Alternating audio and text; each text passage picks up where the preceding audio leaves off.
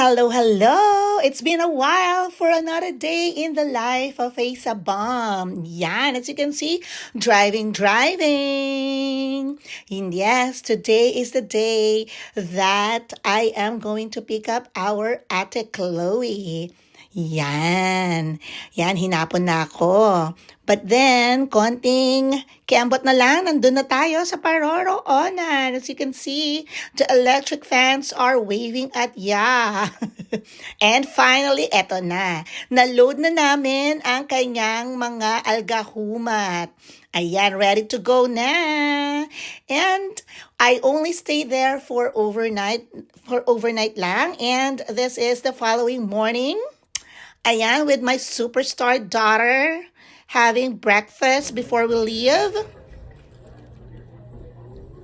Look at my superstar daughter. Yan, super shy ang ating Ate Chloe. But she could be maingay too. Ayan, konting na lang at makakauwi na rin kami. Mga 219 miles pa lang naman ang kailangan pa. And finally, eto na. My 3 kids are reunited. I saw that. My heart is ready because he wants me to see inside. Hey, you have to keep them closed. I am! Let's smell it. Hey, this one's mine though. These are yours. S'mores. And look. Oh, a burger. I'll take that as a These are mine. There's more. Bubbles!